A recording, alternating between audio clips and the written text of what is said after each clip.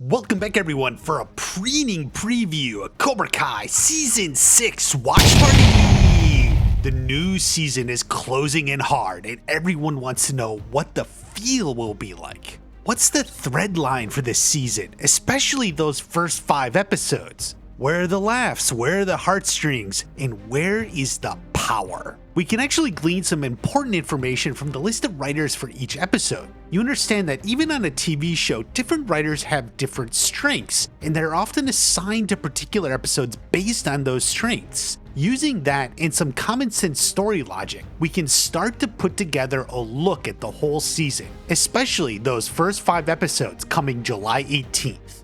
This is the list, and before we go any further, you'll immediately notice that the series finale is written by Jon, Josh, and Hayden. They hadn't written anything since the first episode of season 4 because they were too busy, but it's great to see they were able to take the time to script the finale. It's worth noting their episodes are some of the best, and I'm really looking forward to what they have to offer. But let's put that aside for now and go back to the beginning. The first episode is written by Bob Dearden. We knew that. Now, Bob joined the team in season 3 and has exclusively written episodes 5 and 10 since then. Jon, Josh, and Hayden loved his ability to write those big, climactic episodes. They even had him write the finale for Obliterated as well. So having Bob instead write the season opener is a bit of a switch. What's going on? Well, there's a few points to make about this, but I will state the obvious, is that the opener is likely gonna be a huge banger right out of the gate.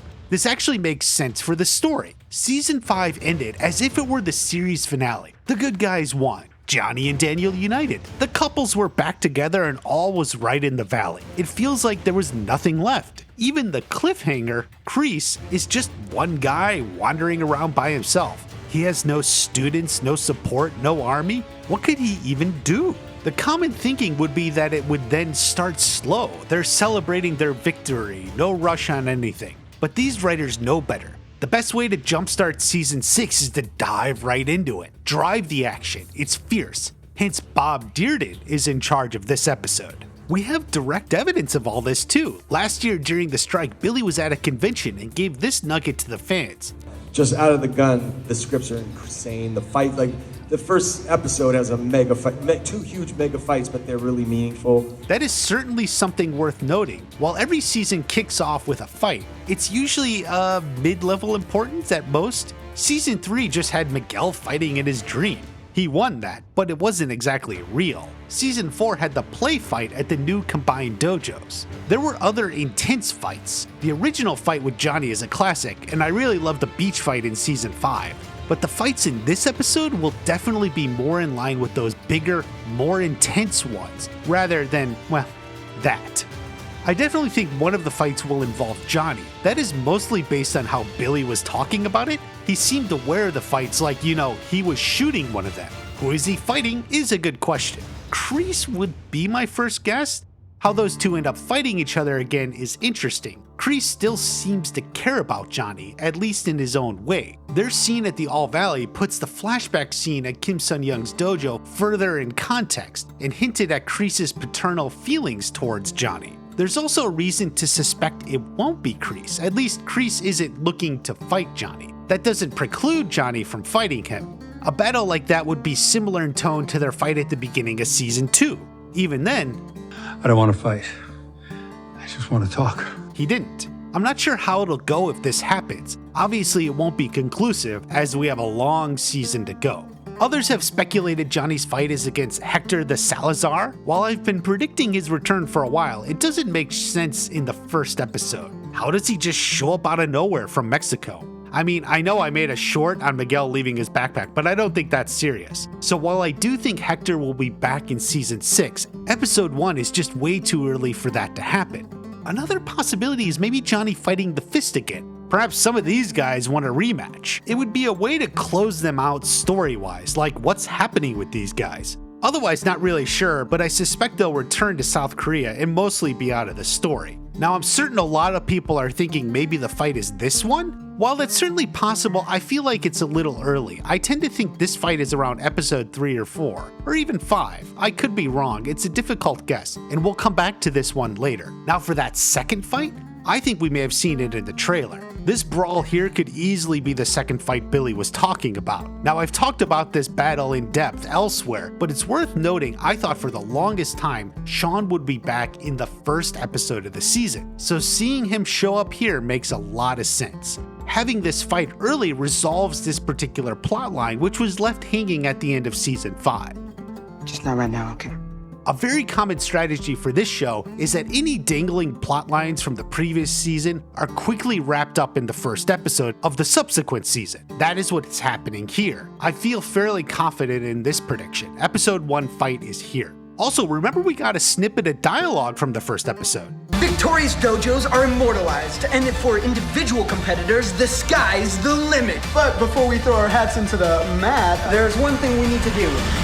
Decide our dojo name. So we know right off the dojo name is the focus of the episode. I've speculated previously on what the name may be, but obviously there are a lot of possibilities. One guess is as good as another. But now, what is happening in episode 2? Well, we have a nice clue seeing the writers are Joe Pirulli and Luan Thomas. Now, if you didn't know, Joe and Luan are my favorite writers on the show. They've been there since the beginning and have written some of the best episodes. You know who lives like that? Hookers. Yeah, but he's not that bad of a guy. You gotta give him a chance. You don't know him like I do. That's hooker talk. From the starting gates, their episodes have popped. If you want to be something other than a nerd with a scar on his lip, you gotta flip the script, okay? And of course, everyone's favorite line from season 4, Sure, your dominance. Where the hell were you? They'll be there. that's all from their scripts. If you look deeper, you'll see their focus is often on the major Johnny and Daniel episodes. Perhaps even more broadly, I would say their episodes mostly deal with the older cast rather than the younger cast, although obviously the younger cast is still there and part of this story. But knowing Joe and Luan are writing this episode and knowing their tendencies, I strongly suspect episode 2 will be Kreese and Kim Da-eun heavy and we'll see the rebirth of Cobra Kai. This line, Cobra Kai is back. could very well be the final line of episode 2. This will also likely see the introduction of Grandmaster Kim Sun-young. I now think it's not a coincidence the episode that first introduced him in season 5 just happened to be written by the same two guys who will likely now bring him into the story in season 6. There will definitely be flashbacks to the 80s or other time periods with Kim Sun-young. We may even see his original formation of the Way of the Fist in training American soldiers during the Korean War. That could even include a flashback to young Captain Turner, who wasn't a captain yet, originally learning the techniques that he would eventually go on to teach Kreese and Terry Silver. Like many episode 2s of the past several seasons, this will be intense. There will be adventure, Kreese on the run, as well as a lot of bright spots. Imagine the Johnny and Daniel from First Learn Stand mixed with the chosen infiltration and battle from Mole.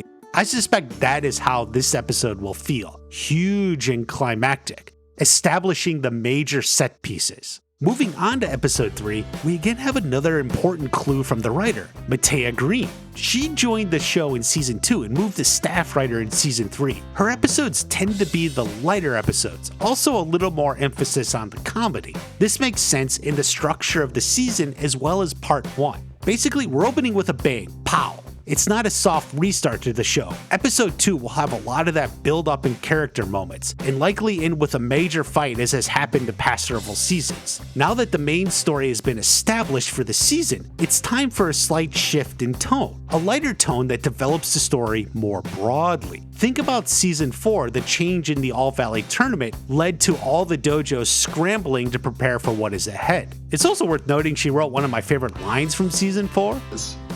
Mana from heaven, baby. Episode 3 will likely be the same. We will learn more about how the Sekai Taikai operates and the dojos will be preparing. I strongly suspect these moments from the trailer are from episode 3. They're demonstrating or preparing for what's to come.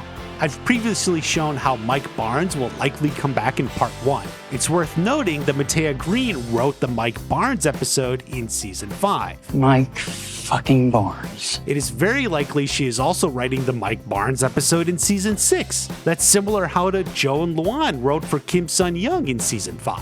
So basically we have tournament specialist Mike Barnes back, and they're now training hard for the Sekai Taikai. The question on who will compete in which events will likely be what is decided.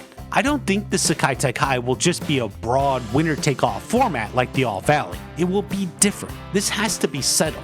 It also lays the groundwork for what's to come later in the season. Keeping in track with the season as a whole, we will also likely start to meet the new Cobra Kai students. They will be from Sensei Kim's dojo. It's the only students they have available. Now, how they are able to fight back against students in the valley is an open question. Do they come to America? Or is Kreese and Kim in South Korea? I'm not really sure yet. Mateo Green has written good moments between the students before. Now, episode 4 is being written by new writer Chris Rafferty. So while we don't have any previous work from him to go by, looking at the 3 episodes he's writing in season 6, I can clearly see he appears to be taking the place of Michael Jonathan Smith, who wasn't available as much due to working on Twisted Metal. Michael Jonathan Smith was big on the episode 4s and episode 9s. He really excelled at setting up the finale. Since part 1 is 5 episodes, and they obviously knew that going into the season, it's worth assuming episode 4 is like a penultimate setup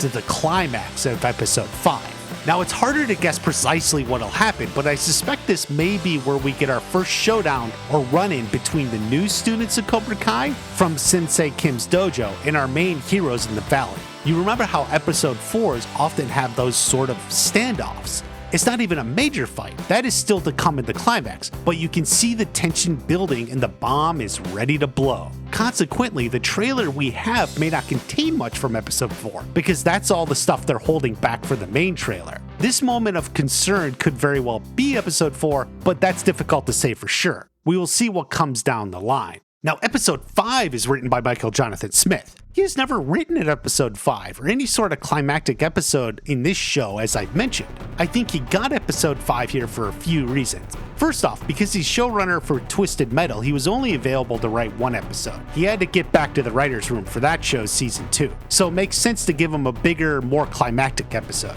Not to mention, he proved on Twisted Metal he can write a climax episode, as that show's season 1 finale was the best episode of the lot. Anyway, while we don't know the plot and story, we can assume for sure that episode 5 will have some major fight and close out part 1 on a cliffhanger for part 2. Now, I've said I think that cliffhanger is Terry Silver, but as for the major fight, it's too hard to say. I seriously doubt we've seen any of it in the trailer. There will be an early clash between the dojos. Why wait for the world tournament when you can get your karate fighting in early? Otherwise, Michael Jonathan Smith really excels at character moments in visual storytelling. He's very creative, so it's exciting to look forward to see how he closes out the season. So while we don't yet know everything of what's going to happen this season, you can see it starting to take shape. It opens big and strong and continues that way with the re-emergence of Cobra Kai. Episode 3 slows a bit to broaden the perspective and gives it a lighter tone with more humor and fun character moments. Meanwhile, episode 4 plays on those character moments, teasing big fights of what's to come next. Episode 5 delivers on the huge climax. There's a lot more to look forward to, so be sure you're subscribed as you don't want to miss anything. And you especially want to check out Mike Fucking Barnes.